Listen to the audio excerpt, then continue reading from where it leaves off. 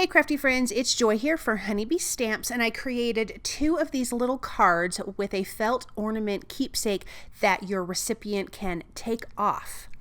Okay, let's first start with our little felt ornaments. These are super simple. I die cut, of course, everything from felt using the End Stitches Holly, and the End Stitches Gingerbread. So I'm just going to show you some of the stitching here. They all have stitching holes on the outside, so it's super easy to stitch them together. I'm just using 2 layers of felt, which gives them plenty of thickness.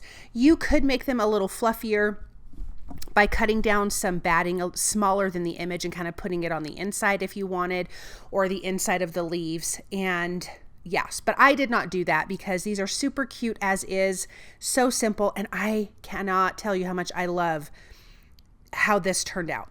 So I'm stitching on the little bow tie. I'm going to be stitching on the frosting pieces, the eyes. I'm just adding a little stitch in the center of the mouth. I'm adding a little stitch in the center of the eyes, a couple stitches on the frosting, nothing crazy, but you could also glue it. I just didn't want stuff coming off, so that's why I chose not to glue it. You could use a fabric glue, you could use a hot glue, however it is that you would want to put this together. But these really did stitch together really fast. So even if it's a last minute, because today is Christmas Eve, you could put these together. So at the beginning of the video, I said that these are cards, and I'm using that term loosely.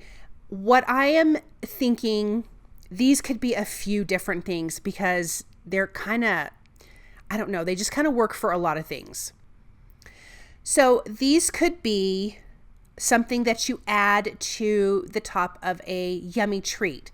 So for instance, the gingerbread man, and with the sentiment that I'm going to be using on that, you could add this to some treats to someone, and then they can take the gingerbread off of the card, the gingerbread man, and also have a little ornament. You could add this as a gift tag on a present or inside of a bag. But one of the ideas I thought that was really cute and special is when you're having your Christmas dinner, make one for everybody and then put it on their place setting. And then that's something that they get to take home and remember from their Christmas dinner. You could, if you have time, but I did not have time to do that today. You could stitch in the year that it is on the back or the front of the gingerbread man. So lots of cute ways. You could make this into a greeting card as well and give it to someone that way. But this is how I was thinking about it. And yeah, so it turned out cute. Okay, so now that everything is stitched on the front piece of our gingerbread man, I am going to get the back piece now and sandwich him together. And I'm just getting my thread lined up because it was on the inside. And so I brought it back out, and now I'm going to go up and down each hole. I did not backstitch and fill in the rest of the holes. That felt like too much stitching for me on this little guy because he's not that big. So I'm just going up and down each hole with white thread. I actually meant to do brown and forgot to grab the brown. So it's white, and that's totally fine because that fits in with the frosting for our cute little gingerbread man. Then we're also using the End Stitches Holly, and I'll be showing you that here, but I'm finishing him up, coming around to where I started, and then I'm just going to tie off a knot in between the 2 layers of felt, and I'm going to double knot that, and then I can trim that off.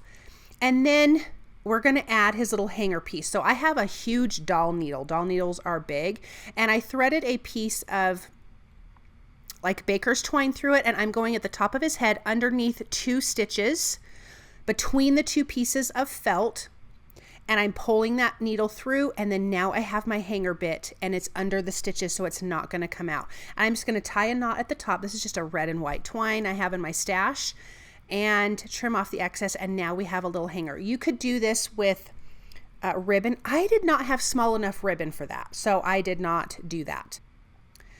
Okay, so on the front layer of our holly, I am just stitching on the berries with white floss. I am adding the little highlight area to each one of the berries, and I'm just adding 3 little stitches right close together, and it's going to give us that cute little highlight area.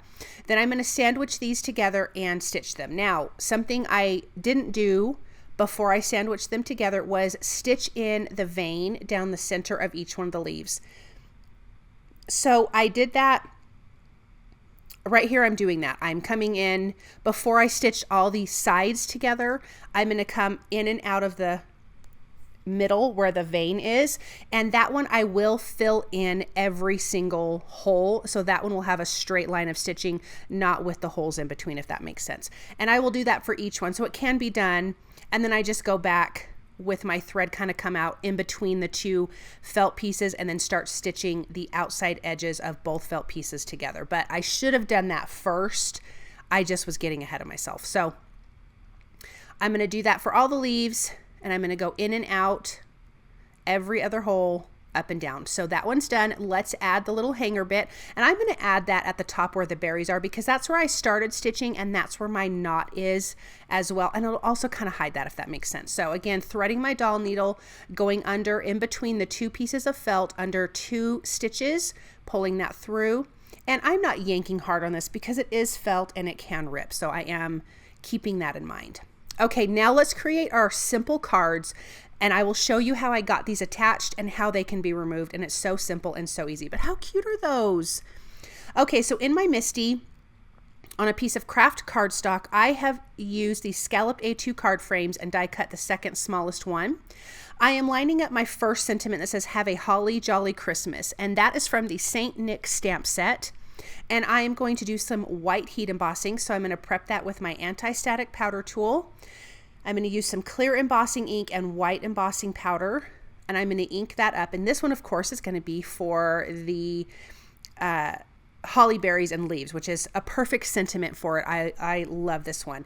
This background I'm going to keep really simple, but I think it looks so beautiful. So sprinkle that on, use my heat tool. I did have that on heating up.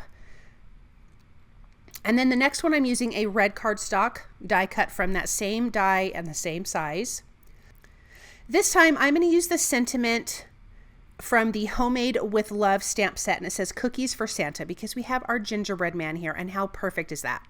The snowflakes are from the Tag Your It holiday stamp set, so I'm going to add a couple snowflakes on this one. I felt like it just needed a little something extra on this background, and I'm not sure why, but it just did, so I did that.